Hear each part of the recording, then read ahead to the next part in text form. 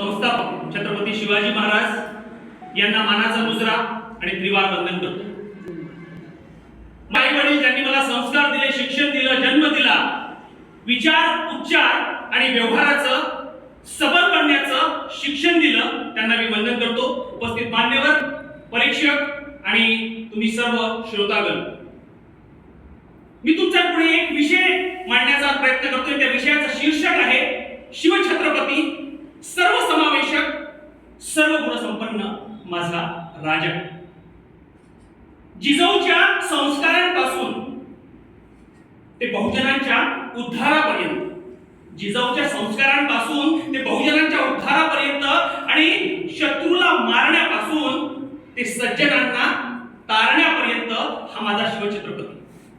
चरित्र बघा, व्यक्तिमत्व बघा, जीवन बघा आणि मग आपल्याला हा माझा राजा सर्व गुण संपन्न, सर्वसमावेशक कसा आहे ते आपल्याला कळेल. अफझल खानाचा वध, शाही सिंगाराचे बोट, आग्र्यावरून सुटका, पन्हाळाचा वेढा, या पुढे जाऊन शिवाजी महाराजांना समजून घेणं आज या आधुनिक जगामध्ये, एआयच्या जगामध्ये, टेक्नॉलॉजीच्या जगामध्ये समजून घेण्याची गरज आहे मित्रांनो. आणि म्हणूनच पुढल्या काही मिनिटांमध्ये मी तुमच्या पुढे तो शिवाजी राजा, तो सर्वसमावेशक, सर्वोत्तम प्रशासक, सुज्ञ व्यवस्थापक मांडण्याचा प्रयत्न करणार आहे. जिजाऊला सती जाऊ नको असं म्हणणारा आणि तिला रोखणारा, समाज परिवर्तन घडवून आणणारा तो प्रणेता म्हणजे माझा राजा.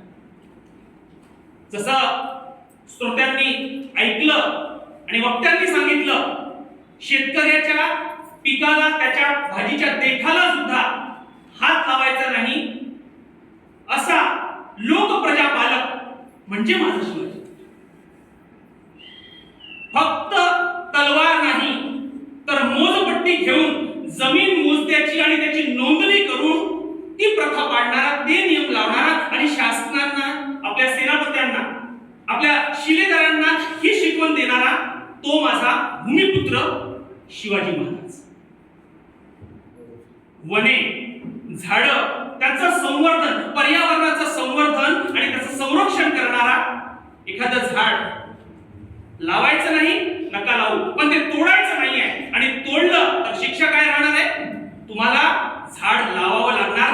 ती शिक्षण, ती एक नियमावली निर्माण करणारा माझा राजा.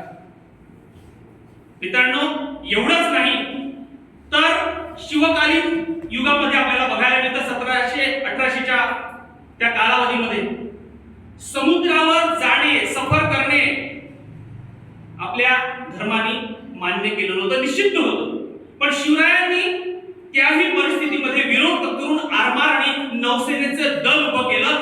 तो माझा खरा भूमिपुत्र, सागरपुत्र राजा. याही पुढे जाऊन 100 पेक्षा जास्त अभेद्य किल्ले निर्माण करण्याचा पराक्रम करणारा आणि त्यासाठी योजना आखणारा माझा अभियंता राजा. जल आणि त्याचं नियोजन, त्याचं व्यवस्थापन आजही प्रभावी रीतीनं आपण त्या काळातलं जल नियोजन बघतो. नद्या, नाले, विहिरी, तलाव आणि यासोबतच पावसाच्या पाण्याचं नियोजन कसं करायचं हे सुद्धा शिवाजी महाराजांनी आपल्याला शिकवलं. हे आज समजून घेण्याची जास्त गरज आहे. आता हे सर्व सहज झालं असेल नाही, त्याही पुढे जाऊन शिवाजी महाराजांनी स्त्री संरक्षण करणारा, मातृभक्त, नारीचा रक्षक तो माझा राजा. सर्व धर्म समावेशक, 18 पगड जातींना घेऊन चालणारा, आजची परिस्थिती आपण बघू शकतो, तो माझा न्यायप्रिय राजा.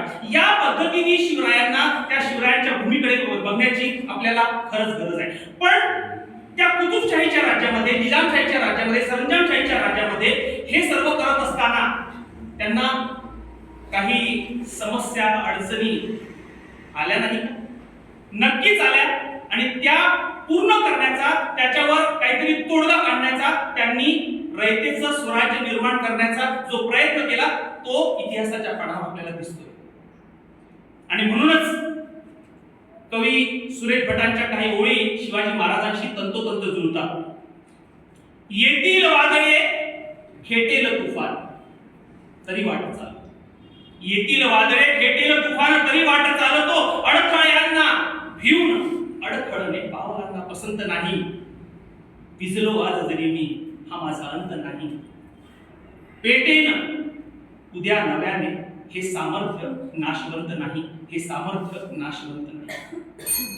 सरतेशेवटी सर्वोत्तम प्रशासक म्हणून, सुज्ञ व्यवस्थापक म्हणून हा माझा सर्वगुण संपन्न सर्वसमावेशक राजा मला दिसतो. आणि आधुनिक युगामध्ये या सर्व गोष्टी ज्या आपण आता मी तुझ्याशी बोललो किंवा सांगितल्या त्या जास्त चांगल्या प्रकारे नवीन पिढीला सांगण्याची गरज आहे. तिथेच माझा शिवछत्रपती सर्वसमावेशक आणि सर्व गुण संपन्न जाणवतो. या शिवछत्रपतीला मी त्रिवार पुन्हा एकदा मनाचा मुजरा करतो, शतशत नमन करतो आणि थांबतो. जय जिजाऊ, जय शिव.